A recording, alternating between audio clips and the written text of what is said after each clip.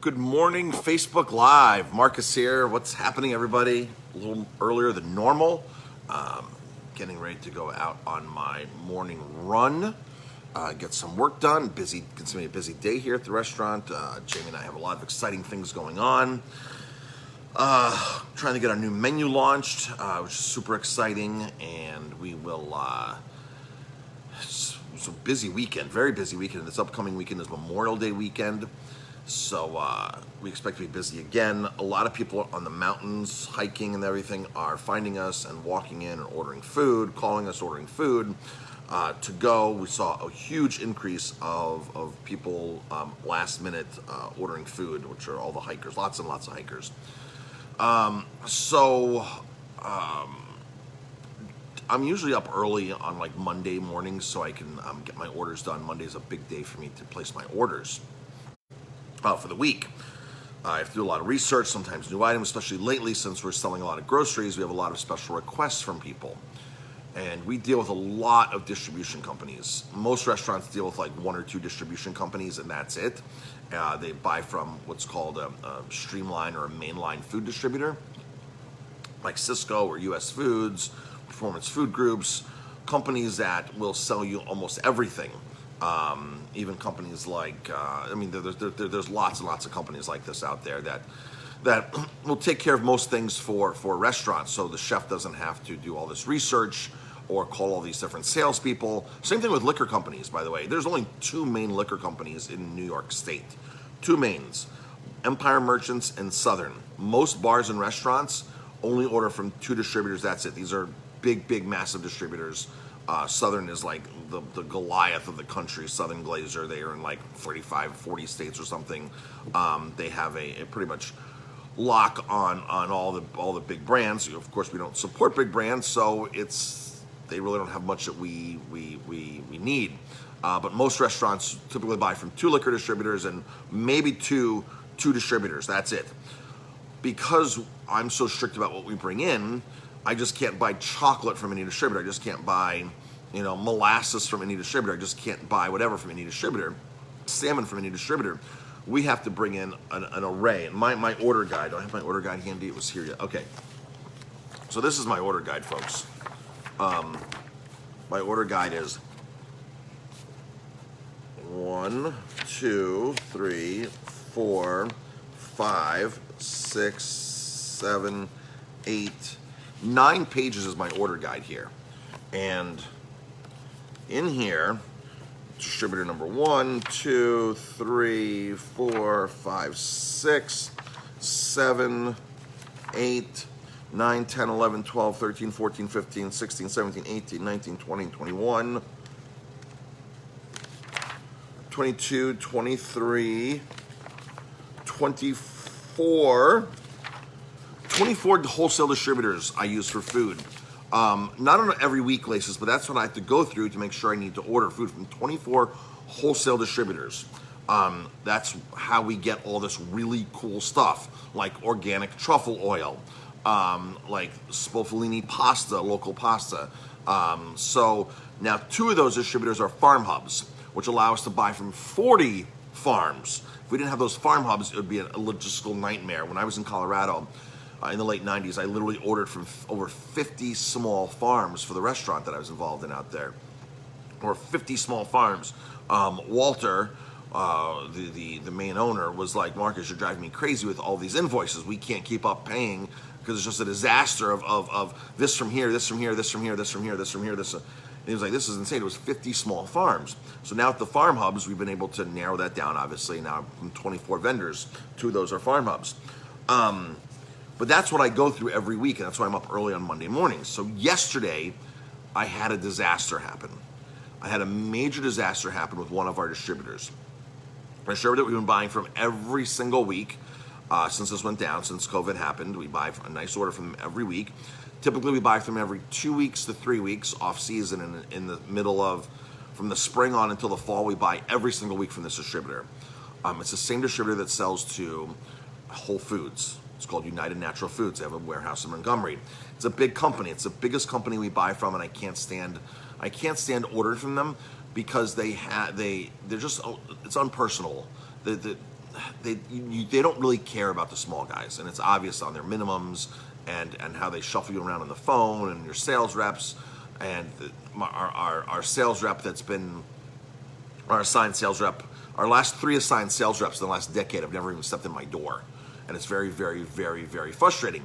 But they have certain brands that other wholesale distributors do not have because they sell to Whole Foods. They stock an amazing selection.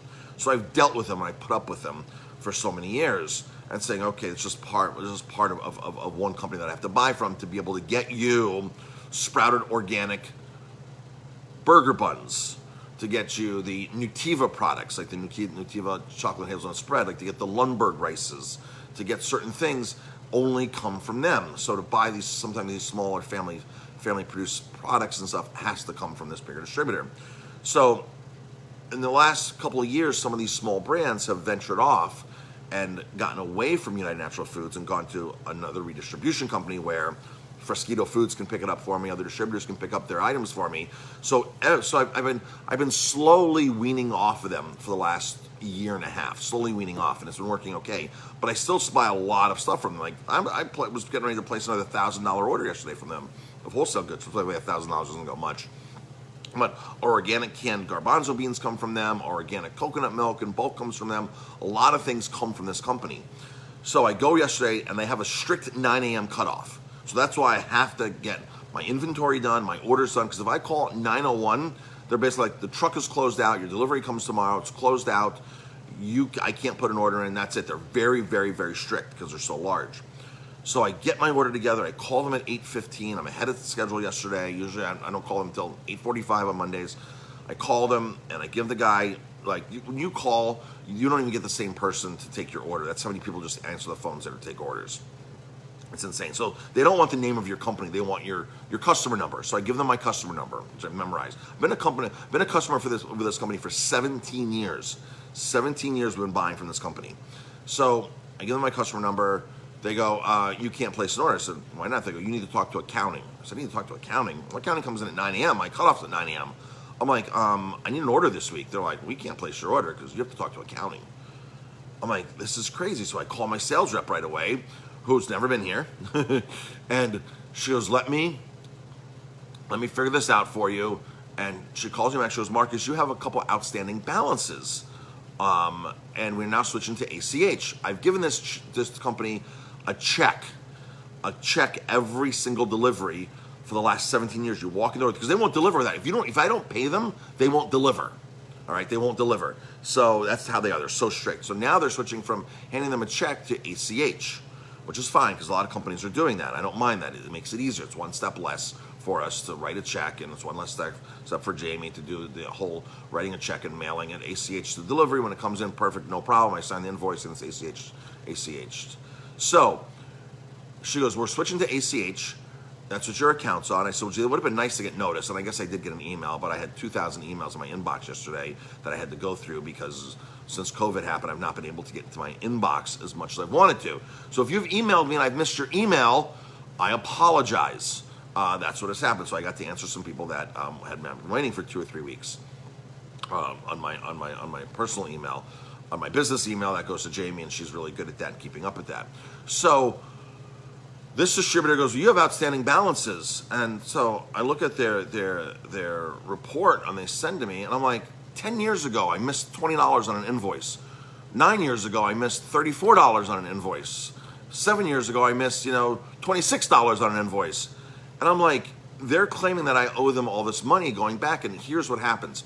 So when you return an item, if you don't call the credit department and say, I've returned the item, even though you mark it on the invoice and you don't pay them, they go back and they have this disastrous record of accounting. And for example, we've given them bottle returns for months now. Months we've been giving them bottle returns, and for some reason they won't give us the credit because you have to pay them in full, and then they give you a credit afterwards. So they stopped doing that. So I stopped. When I pay the invoice, when it walks in, I say, okay, I just gave you 100 bottles to return. I get 8.5 cents back. I'm taking that $8.50 right now off the invoice. I'm not paying for you because you have a problem giving me credits. So things like that happen. And so they have this string of stuff that they've never, ever, ever cared about before. And they're like, well, you can't order from us anymore because you have to take care of all these little miscellaneous charges for the last decade. I'm like, out of the clear blue, you send me something, and now I can't order from you. You know that, I told my sister, I said, you know I order this stuff every week. You know that this, and now all of a sudden I'm locked out, and now nobody in accounting will call me back. I left a message, Jamie left a message, we called two separate people. So yesterday I'm like freaking out, like, okay, I have all this organic stuff that I have to get into the restaurant to continue on with our food, stuff that this company only sells. I'm like, oh my gosh, what are we gonna do? So there's just been this company that's from Westchester called Ace Naturals, smaller company. I've known about them for several years. They're a 20-year-old company. They've never delivered up to Ellenville because nobody in Ellenville has ever, the business isn't up here for them. All right, so the business isn't up in Ellenville. They might go to New Paltz here and there. I just had a great conversation with one of the sales managers at the food show because I kind of know who they are and they kind of know who I am, but they know that I'm out of their area. So the last food show in March, I was there 3 days speaking, and I had a great conversation with the sales manager and a couple people on the team there. So I was like, okay, long shot this. Let me call Ace Naturals again. Let me long shot this. I call him. I say, hey, it's Marcus. And so I'm like, would you guys consider delivering to me? And he remembered who I was. He looked me up in the computer. He goes, Marcus, you're set up in the computer already. Like, you processed paperwork here like a year or so, 2 years ago. You fill that stuff. He was like, you're set up. Your delivery day is Thursdays. If you get us a delivery by Wednesday, we'll have your delivery to you Thursday at half the minimum with other company charges. And I said, really? He goes, yeah, you're set up. I said, let me see the catalog. So he sends me the catalog. So Jamie and I spent like at least 2 hours yesterday going through a 60-page catalog, and there's a lot. They offer a lot less. Like they offer probably, 40,000 items less. Like, that's how much smaller the company is. So I'm looking through, I'm like, oh my gosh, I'm kind of nervous. So I go through all the brands that I know that only UNFI sells. And I'm looking down the list, and I'm like, they have that. They have that. They have that. And they have this, and they have this, and they have this, and they have this. It turns out that their portfolio, their book is more geared for restaurants. So, as opposed to retail. Because it sucks when we have to buy things in retail packages and pay them extra package and things like that. So you always try to buy things in bulk as a restaurant. And so, as Jamie and I are looking through this whole portfolio, this whole listing, we're like, there's so many more items in here that we can purchase, save money on, add to our menu, and add to our grocery store. So like, this is like an awesome situation. And the guy who I spoke to was like, you just call me and place your order, and that's that simple. I'll help you through everything. Everybody, and he went through the people that are going to work with me, and I'm like, this is a home run. So here, a few hours earlier, I was like, this is a disaster. This is a disaster. How am I going to get these organic foods? Because I need to buy organic lentils. And it turns out they even stock organic produce. We buy a lot of our organic produce from Baldorf. We do local first, local sustainable produce first. Then we look at organic. Like, for example, we can't buy romaine locally here. We're buying an organic national brand of romaine. It's unfortunate, but that's what happens. It's organic. It's a national brand. If we can't get local sweet potatoes, then we have to buy a national brand organic sweet potato. So know that these brands, I say the brands are not farms, they're packers. Like Earthbound. Earthbound Lettuce, folks, is not a farm. Earthbound Lettuce is a packer. They buy from a ton of farms that comply with certified organic standards and then put their Earthbound label on it and ship it out as Earthbound Farms. It's all the farms are in the realm. It's like Purdue. They don't own the chicken farms. They just buy from the people who own the farms and buy the chickens. It's one of those things. So they're brands, these big brands. So that's our second best option. Our first best option is always buy local sustainable, integrated pest management, some kind of certification, organic, or somebody that's practicing logic and sustainability. Practicing logic is you don't spray harmful chemicals on your own property that are going to damage your land and your family and your own health. That's logic, complying agricultural logic. A lot of Italian vineyards have agricultural logic. French vineyards, agricultural logic. They go, we live here. This is our land. Why would we spray harmful chemicals on our vines? So it's not that they're certified organic. It's not that they even consider it practicing organic. They consider it logical agriculture. Like, we wouldn't do something that stupid. So that's how a lot of local farms are, because it's their farm, it's their land. It's logical things not to do. You don't need a certification to be logical sometimes. So So it turns out Ace Naturals is going to be to us every Thursday. They have more products than the other company had in bulk, so we can save more money. And they have more vegetarian items in bulk, which is great. Our vegetarian part of our menu keeps growing and growing, and the amount of vegetarian items. I'm on their website looking through stuff, and it turns out I'm looking through what they have on their website, and it turns out they're one of the greenest wholesale food distributors in the country. And I'm looking through all the things that they do, and it's really a cool company. And I'm just upset that that I wasn't doing business with them before, but I was told I couldn't because they didn't come to the area. So this is really, really good news. So Monday's disaster turned out to be good. I spent hours and hours and hours yesterday working on alternatives, sort of freaking out, like, oh my gosh, like you're all of a sudden taking away 30 products that we order on a consistent basis. 10 of them that are on my menu that I can't move forward if these things are not in here on Thursday. Like I got to change my menu. So it was a good thing that happened yesterday, and I guess it was kind of the thing that pushed us into getting to that next level and getting rid of this company. Now, there's still things that this company UNFI has that I still will need maybe once every 6 weeks. So once the dust settles here, the smoke clears, the dust settles, I'll be able to go back in and buy, our Dr. Bronner soaps. We buy a lot of personal health care for personal stuff from them, like our toothpaste and things like that. So they literally have dishwash detergent, they have laundry detergent, they have all this organic, natural, all these brands that this other company still doesn't have. So I think maybe every 6 weeks, maybe even every 2 months, I can get away with saying, okay, here we go. We've cut our order back by 1/20th, and just buy the couple things that we need to buy from them. So that's really cool. And the great thing is, this camp that I run in the summertime, if many of you know that I run a horseback riding camp kitchen here locally for the last 17 years. I've done that. The owner approached us our first year and goes, I really want organic food at my camp, and you're the guy to do it. And I've been doing it for 20 years. I do it for 10 weeks every summer. I'm not sure they're opening this year. Probably not going to open this year, but this company has a lot of the items, because that was another thing I had to look at. Now I have to order for another company in the summertime and follow the same standards that we do here, but for kids' food now. So I need to make sure we have like organic, like white flour, burger buns. And of course, this company has that as well. So I'm like, okay, they've got all the stuff I need for camp. They've got all the stuff I need for aroma time. This is perfect. This is awesome. So Monday's disaster turned out to be a good thing. So that's, I just wanted to share a story of sometimes people don't realize what happens in the restaurant world. If something can happen, it happens. It's amazing. It's amazing, when monkey wrenches get thrown into the operations. Staff is the main reason things happen in a restaurant. A lot of restaurants just have a problem getting staff, getting competent staff, getting people to show up. That makes things not flow a lot of times in restaurants.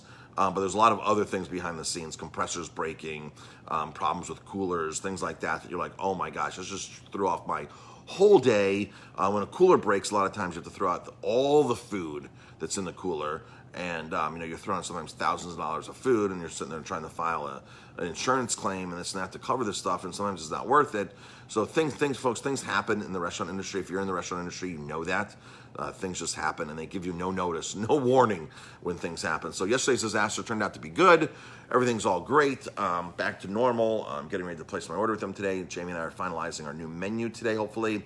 It won't be in print and online until the weekend, I don't think, just because you run it over again and again and change a couple of things here and there and make sure things work logistically. And then once it's in place, if things aren't working logistically, you have to go back to that dish, how it's served, how it's prepared, the portion sizes, whatever, things like that, and go back and refigure it out. Today's Tuesday. We do Tuna Tuesday, $19.99 for an entree. It's usually $30. I have good news for you folks. That tuna entree is going to stay at that price. That tuna entree is going to stay at that price, at the lower price, when our new menu comes out. So here on out, we have a great GMO organic pretzel burger bun coming, I think, that we're going to switch to. We're sampling it this week from the new company. So that's going to be there. The other 99 special today is Jamaican jerk chicken, which probably is going to stick around on our menu and do like a weekly special for $9.99 still. these $9.99 specials, folks, we're trying to keep these. We're trying to keep these 99 specials around. So we're trying not to get rid of them. So Jamie and I are trying to work out the logisticals and finance that. Because once we open and you're seated down, you might be able to sit down and get a $9.99 meal. So we're trying to keep that. So there's a lot going on in the new menu. Catherine said they did you a favor. They actually did me a favor. They actually really did me a favor, Catherine. That's a great way to look at it. So, just because humans are creatures of habit, ordering from a company for 17 years and trying to break away from them is a big habit to break, right? There's a big uncertainty. And uncertainty is one thing. One of the biggest human fears is you're uncertain about something. So, breaking away from them, there was a lot of uncertainty about like, what do I do about these things that are staples on my menu that this company that I think only has. So yes, they absolutely did do me a favor, and things will work out. And if I have to, I order from them once every 6 weeks. They won't get my business every single week anymore, like they were doing. But you know what? It's a company that could actually care less, because that's just what kind of company it is. They'd rather drop pallets and pallets and pallets off to stores like Whole Foods, and to go into really big companies. Somebody like me who's ordering $500 to $1,000 a week is nobody to them. I'm a nobody to that company. So they will never notice that I'm gone. The sales reps will probably never call me again. They'll probably have nothing to do with me, and it's a shame. It's a shame that. And this is one of the things I've been fighting for years, folks, in this industry. This kind of business model sucks. This is why we don't buy Jack Daniels. This is why we don't buy Bacardi. This is why we don't buy Absolut. This is why we don't buy Patron, because we're nobodies to them. We're nobodies to them, these people. Today, Michael Davis is stopping by, the owner of the Blackfish and Fig vodka and the apricot vodka. He's stopping by today, all right, to see us. These other companies like Koval, like Broker's Gin. I've met the owner of Broker's Gin, and then I've had a great conversation. He's commented on our YouTube videos. So Wild Moon, when Jamie does her Facebook Lives and when we feature Wild Moon Prime, the owner of Wild Moon comments on our page. Yesterday I was able, the last couple weeks, I've made a point, the last week and a half, 2 weeks, I've made a point of trying to message all of our friends in Italy that own vineyards. So I've been messaging them slowly, like, hey, hope everything's well there. How's it going? This and that. And that's something you can't do with Yellowtail or these big brands, Mondavi. You can't do that with those. And that's the thing that's been missing in in the business world in general for the last 50 years, 40 years. There's zero loyalty. People, especially chefs, will buy butter from somebody else if it's 10 cents cheaper. I told my one rep yesterday from Baldor, I said, listen, I'm looking for this product. You have this product. I paid currently this price for it. I said, I don't need you to come near this price. Just if you can come a little bit lower on your price, and I don't have to. It's one of the products that I buy from Restaurant Depot. And I said, listen, I can't stand going to Restaurant Depot, but they have such a great price there on this one product that I'm buying from there. You don't need to match them. I just need to say that you've taken 10% off of your price or whatever, just so I can not justify going to Restaurant Depot every 2-3 weeks for this one product. And it wasn't a major product. Like, we literally buy very little things from Restaurant Depot. And it's gotten less and less and less. Because I'm like, I don't care about you. I don't care about you matching their price, because you don't have to match your price. Just come down a little bit. I'm happy paying more, knowing that it's easier for me to get, that I'm buying from an independent company. This for me, that's great. So be able to have business. The whole business model, folks, has been broken, and that's what Jamie and I are drastically against. It's big, massive corporations, massive companies that don't care about our community, don't care about our environment. And I've been preaching about this for many years. Like, again, I got in a conversation with somebody the other day about a whiskey. Oh, but this whiskey's great. I'm like, but the whiskey's owned by Diageo. Diageo doesn't care about communities. They don't care about people. They don't care about jobs. All they care about is pure profits. So when Diageo or Budweiser and InBev, they go in like Rolling Rock. InBev buys Rolling Rock. Budweiser buys Rolling Rock. Rolling Rock, then they shut down the Rolling Rock plant. Totally shut the Rolling Rock plant down. And from there, they lay off everybody. Everybody loses their jobs. There's no use for the real estate. And they take all the production and ship it to Jersey, to Newark. in the Budweiser plant there, and they can do it much more efficiently there than they can in Latrobe. They lay off hundreds of people, 100 people lose their jobs, and they're making more money than ever. Sunshine Burger, who used to be here, great folks, John and Carol, great folks. I used to be able to buy their Sunshine Burgers for like $19 a case. I used to walk out the back door here, smell their Sunshine Burgers cooking, and they were on our block. They were here for 20 plus years. $19 I used to be able to buy their burgers for. $28 the wholesale distributor had it for, the big wholesale distributor. I looked at the price yesterday. They sold 10 years ago to another company, a big company, Jones. So they're a big company, great people, but it's a bigger company. And the reason why Jones wanted them was because they had SKUs in every single grocery store across the country with their other products. So if like, okay, we take this product, we can get into every country, every grocery store, because we already have relationships. We're already in with Kroger's, we're already in with Food Line, we're already in with Albertsons, we're already in with Safeway, we're already in with, ShopRite, we're already in with all these companies. We already have product on the shelf. So we'll buy the company, move the production to Maryland, build a facility, build it onto the plant there, so we can mass produce and make this thing available across the country and scale it. And that's exactly what they did. They scaled this brand, this brand to a big, to a nationwide brand now. I looked at the price yesterday. 10 years ago, folks, I used to pay low 20s for that. The price yesterday was $56 wholesale a case for Sunshine Burgers. $56. They took 8 to 10, 12 employees that used to work here in Ellenville. They used to take all week to do that. Package, roast, mix. 12 people used to do that and used to be able to produce that 10 years ago for a wholesale $28 a case from the big distributor. And now it's $56. It's doubled in 10 years. They've taken the staff of 12, 8 to 10 to 12 people, cut it down to 1 to 2, and be able to do production in one day. What they do in their plant in Maryland, what they take them all week here with 10 to 12 people. They scaled the business, cut the labor drastically, systematized it, and increased the margins. Somebody increased the margins across the board. The wholesale distributor, maybe the producer. And so this is what these companies do, folks. They go in and they disassemble. When I mean disassemble the companies is when they buy another company, they disassemble the real estate, they disassemble the employees, they misplace jobs, they don't care about the community. And for me, I can't do business with a company that does that. All right, I can't knowing what Diageo does and knowing how Budweiser InBev operates, I knowingly can't give them my money. I can't give them my hard-earned money or your money because I don't feel it's right what they do. That's like saying, here's more money to go keep buying distilleries, keep buying breweries, and disassembling them and leaving the community abandoned. For me to give money to a company like that is horrific. I can't do that. I don't have the conscience to do that. Now, this system isn't perfect that we buy. Our whole Aroma Time purchasing system isn't perfect. But every day, every purchase, we strive and we make a lot. We do a lot better than anybody else. And there's certain things that, okay, we have to buy a Dole product here or there. If we can buy an alternative, we buy it. We absolutely 100% buy that alternative product if we can. Somebody posted something yesterday like dare to repost if you don't buy products made in China. And I'm like, I've been preaching this. If you've been listening to me for the last 10, 15 years, no China.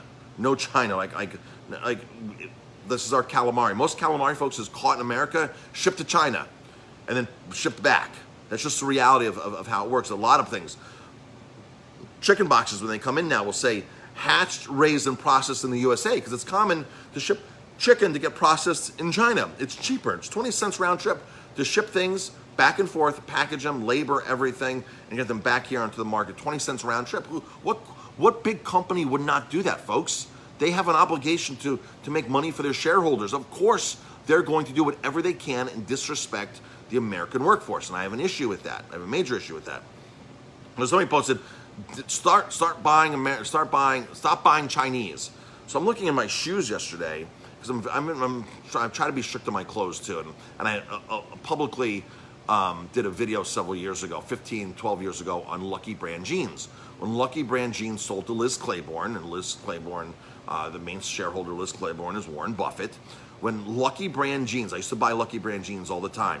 I'd walk into a Lucky store, whether it was in Woodbury Commons or anywhere around the country. You walk into one of the Lucky stores, most jeans would be made in the USA. I'd look, most jeans made in the USA, and it was great. And then all of a sudden, I noticed After they sold, you started getting Mexican-made jeans. Then all of a sudden, Chinese-made jeans. Then all of a sudden, you see Lucky Brand jeans in Sam's Club. And this is how they've scaled the company, by outsourcing. And when I saw it in Sam's Club, I was like, wow, Lucky Brand jeans, still with the thing, you know, not say made in America, but American whatever, whatever Lucky Jeans says their logo. It's still like an American pride thing. So the last time I went into the store, I was like, I went into one of their Lucky stores, their company stores, and maybe it was in New York. And I said, American jeans? They're, all of our jeans are American. And I said, they are. And the lady went through, she goes, oh my gosh, nothing in the store is made in China. The same thing happened with True Religion. I have True Religion jeans that are made in America. And you know, they were expensive jeans. Now you go into the True Religion stores and they're all Chinese made or Mexican made. And I wanted to buy another pair of True Religion. So I went in and I went to a True Religion store and I said, and by chance, any of your jeans currently made in the USA, that's what I'm after. I'll pay more for it. I don't care. And more, folks, is double the price most times. And so, again, the lady goes, just like the Lucky store. She's like, well, all of our jeans are made in the USA. So as she goes through all the labels, I said, please show me. She goes, oh, nothing. And again, we went through every jean in the store. Nothing was made in the USA. And it's all happened in the last 10, 15 years or so. And it's hard for me to give money to companies that do this. So like Diageo and InBev, and they're all guilty of it. They're all, these companies are all guilty of it. That's how they grow. That's how they grow their business. So and make more profits. And that's why mutual fund managers, portfolio managers, love these companies, because they can outsource very cheap and make financials look good and still charge us the same price in most cases. So as somebody posted yesterday, oh, stop buying Chinese products. I looked at all my shoes. I'm like, made in Portugal, made in Spain, made in Italy. I'm looking through a lot of my shoes. I'm like, okay, so yeah, it's hard, folks. It's hard to buy non-Chinese stuff, because my running shoes, I don't know of any running shoes besides, and I have to buy a very specific running shoe. Most running shoes are made in China. If anybody knows a brand of a running shoe that's made in the USA, besides the New Balance has one or two, they're not. My feet don't work well in those. If anybody knows a brand of shoes that are made in the USA, running shoes, I will happily buy them. I'm ready for a new pair of running shoes. I will happily try to make the switch and get off of Chinese-made running shoes. So, folks, the power is in our wallet. The vote is in our wallet. That's the reality of this. You have to vote with your wallet. All the politicians that we elect on a national level, the majority of them are never going to look out for us and save us and help us. We have to vote with our wallet. Our true votes go with our wallet. Your health is left up to you, us. Our health is left up to us. The government's never going to leave that as a priority. Our health. Our health is up to us. Drink lots of water. Take your vitamins. Eat the right food. We all know. We all have common sense, logical sense on eating. Cheese fries or vegetables, we know what is healthier. It doesn't matter what the FDA says, USDA says that French fries are considered a vegetable. All right, that was just done because a potato company that makes a French fry company wanted to get their stuff into the school system. Same thing with pizzas. They convinced their local state rep, national rep in that state, that pizza should be considered a vegetable, and to lobby strong enough, and this is why pizza's a vegetable in school systems. So, again, the government is never going to be after our true health. That's up to us. Eat right, think right, get oxygen, good air, the sunlight, exercise, things like that. That is where true health comes from. Make the best decisions out there. All right, folks, that is it for now. I hope everybody has an amazing day. I'm going to go for my run now, and then get back and do some work on our menu here. It's only 6:30, and it looks nice outside. All right, folks, thanks for tuning in. Jamie will be live at 4 o'clock today. It is Tuna Tuesday, 1999. It is Jamaican jerk chicken, $9.99 tonight. Call your orders in. We have more organic produce coming in today. More local produce comes in tomorrow. So local produce comes in tomorrow. Wendy's on. Hi, Wendy. Excellent, Marcus. I've been buying China, not been buying China for years. Awesome, Wendy. Wendy, you're very, very missed, Wendy. I don't know if you caught the beginning of this thing, but Monday's disaster was about UNFI. Wendy was our favorite employee ever from UNFI. She wasn't per se my rep at all times, but she always took care of us. And she was one of the reasons why over the years we would stay with United Natural Foods. But Wendy's no longer with UNFI, and so Wendy, my whole thing today this morning was the UFI disaster. We're switching to Ace Naturals this week and getting a big order from Ace, and that's earlier in there because of accounting issues, and nobody calls back my department. But Wendy, great seeing you comment this morning. So thank you very much. And if you're ever in the area, Wendy, please stop in. Please stop in and say hello. All right, see, folks, this is what business is about. Business is about doing business with people that you like. All right, your sales reps. People say, "Oh, why don't you buy this brand?" It's because I haven't seen the sales rep in 6 months. I don't even know who the sales rep is, or I don't like the sales rep. Folks, doing business with people. It's the same thing when you go out to a restaurant. If you don't like the owner of the restaurant, chances are you're probably not going to go to the restaurant. If you don't like the bartender at a restaurant, chances are that's not going to be your first choice of the restaurant to go to and sit at the bar. You do business. This is one of the psychological biases of buying. This is one of these are one of the principles that Jamie and I teach. This is a big principle that we teach in our coaching business with other restaurants, is the psychological biases of buying. You buy from people that you like. So we teach all the restaurant owners that we work with, we teach them, the number one thing we teach them is to be likable. Get on your website, do videos, let people who know who you are. That front door right there, most restaurant owners will say, "Oh yeah, I'll open my front door for my guests." I'm like, well, when they get to your website, that's your front door of your website. You need to open the website for them. You need to open the door for them. You need to be on the front of your website so they can see you looking at them. And whatever company is out there, folks, whatever company you own, if you own a company, your picture needs to be on the website, unless you're planning on scaling the business and selling off and want nothing to do with this and that. But the likability factor is what sells people. People want to buy from people they like. If they don't like you, they're not going to buy from you as much as they would from somebody else. If they don't see you, it's harder for them to like you. If you're an absentee owner, then probably don't put your don't put your face on your website if you're an absentee owner and you plan on selling the business and scaling it and things like that. But if it's your business you take heart and pride in, and you're the proprietor, you're the operator, you're there, put your face on the website. Let people see who you are. Welcome them.